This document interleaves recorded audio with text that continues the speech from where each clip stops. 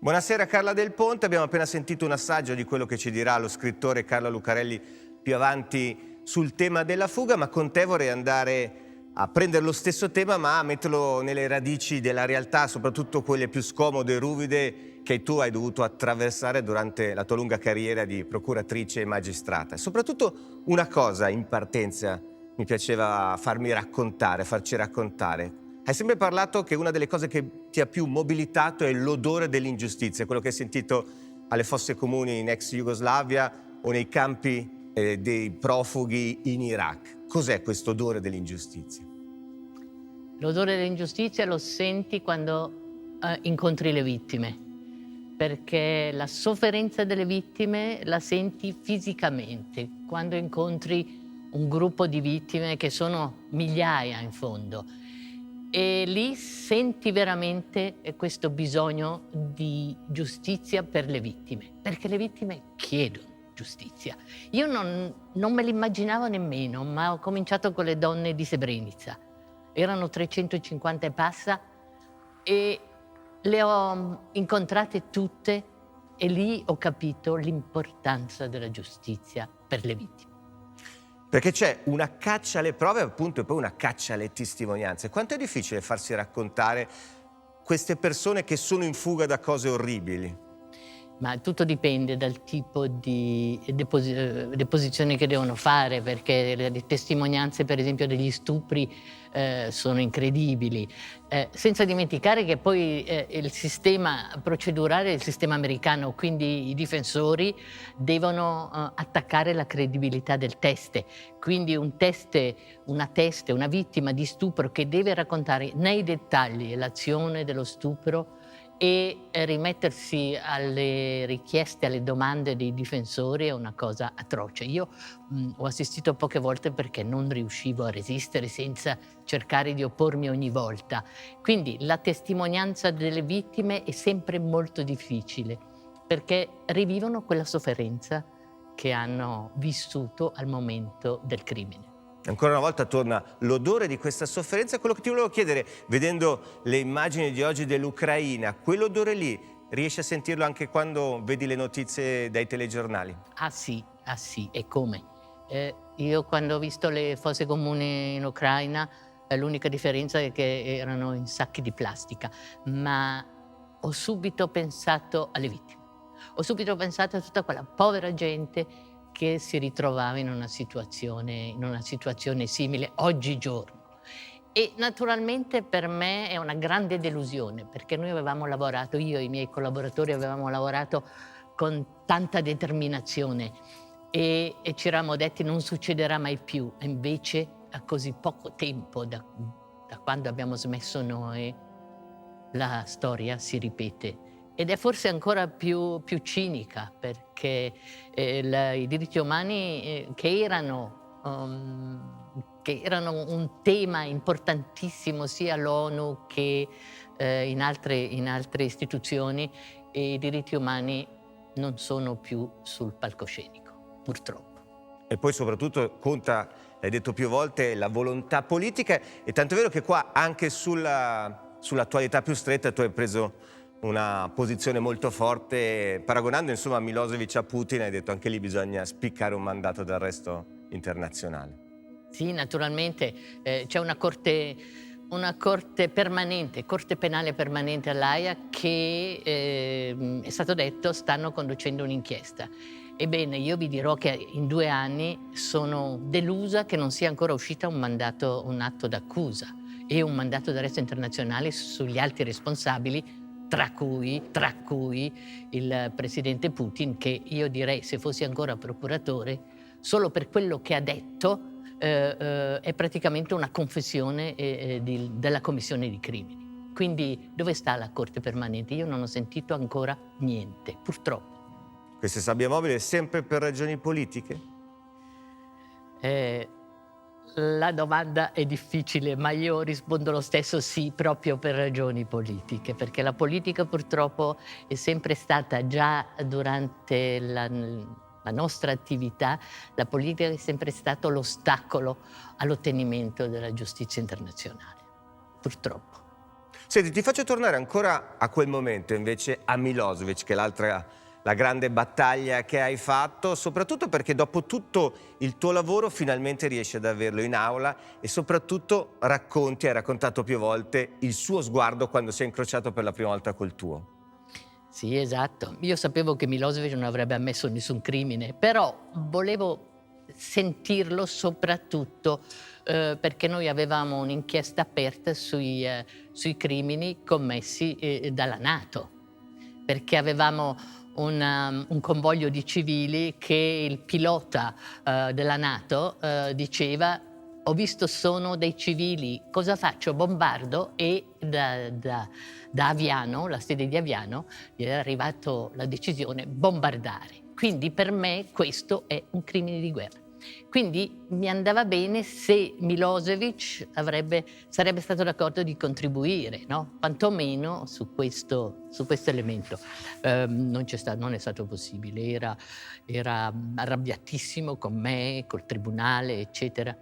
Quindi l'unica cosa che ho fatto e che poi sarebbe stato meglio se non l'avessi fatto, ossia ho interrotto il suo discorso di odio verso il tribunale, verso la giustizia, dicendo alle guardie: portatemelo via. Secco così. Proprio secco secco, in inglese naturalmente. Ma la soddisfazione è stata tanta al momento, ma dopo, quando riflettendo, mi sono detto: ecco, in fondo non avrei dovuto farlo, perché ho fatto vedere il mio potere, che non era necessario esprimerlo così. Potevo sempre interrompere l'udienza senza proprio con questo. Però poi mi sono detta: vabbè, sono umana anch'io. E quest'umanità però c'è anche la carica ideale, l'emotività. Tu hai sempre detto, perché uno si immagina sempre la giustizia con i due bracci, con lo stesso peso, con l'equilibrio, però tu sei procuratrice, sei dalla parte dell'accusa, sei pagata per pensare male. Da qualche parte bisogna iniziare a cercarla questa giustizia, anche se in una guerra poi anche nel fronte opposto ci sono delle ingiustizie o dei crimini di guerra. Sì, sempre.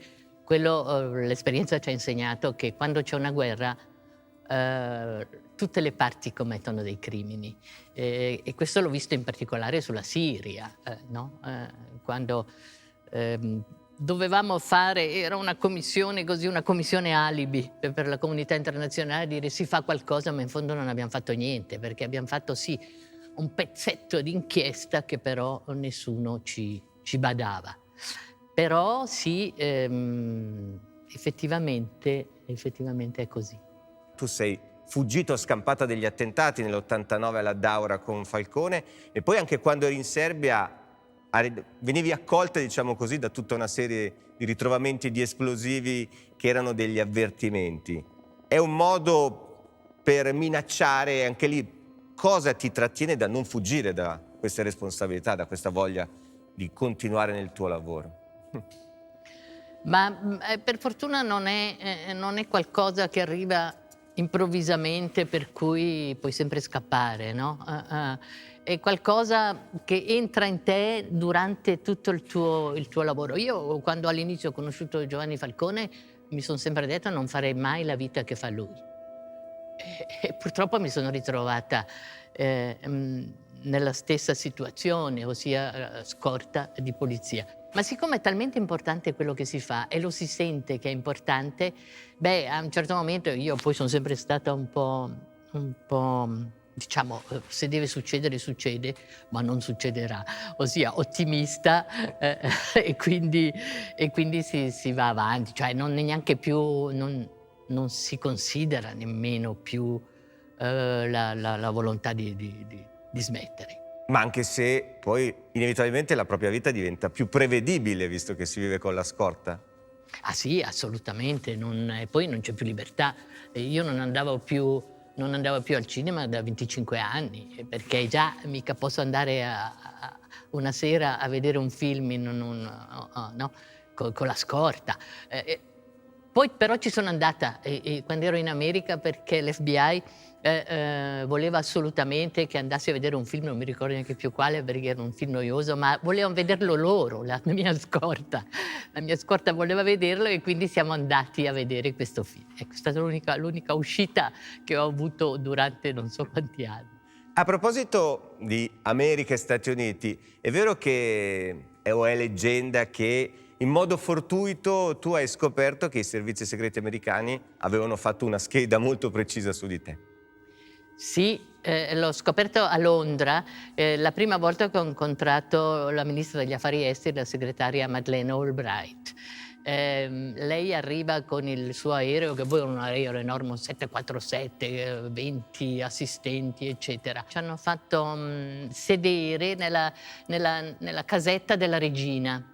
La regina Elisabetta, che del resto io ho una fotografia con la regina Elisabetta, adesso che mi viene in mente, perché aveva fatto una visita ufficiale da noi, quindi ho una bella foto dove ci diamo la mano, mi dà la mano, o io do la mano a lei, meglio. Madeleine Albright, quindi facciamo questa riunione in questa sala di questa casetta lì nell'aeroporto, poi io comincio a farle delle domande e lei cosa fa? I suoi 15 assistenti li manda via tutti e resta da sola. Allora io mando via i miei 2 o 3 che avevo con me e restiamo solo io e lei. E lei appoggia, aveva dei cartoncini, no? Con qualcosa di scritto, li appoggia sul tavolino, noi continuiamo a parlare, poi a un certo momento la chiamano, bisogna partire, Washington, eccetera. Allora ci salutiamo, lei se ne va. Io mi alzo in piedi perché c'era tutta la vetrata davanti e vedo che ha dimenticato i cartoncini. Prendo i cartoncini, aspetto che l'aereo se ne vada e li vedo, Carla Del Ponte. Io sono rimasta esterrefatta perché tutto c'era, tutto, non mancava niente, c'erano cose che io non ricordavo nemmeno più, no? E naturalmente quando l'ho poi rivista mesi dopo a Washington avevo fatto fotocopia, avevo gli originali con me, gli ho detto, ecco Madeleine. Lei è rimasta così, però è rimasta un po' sorpresa che io glieli restituissi, però gli ho detto guarda che ho fatto fotocopia. Ma la cosa interessante per lei era che non fosse uscita sulla stampa. Però tu ti eri riconosciuto in quello che c'era scritto? Tutto, assolutamente sì, perché alla fine c'era scritto anche come incontrarmi.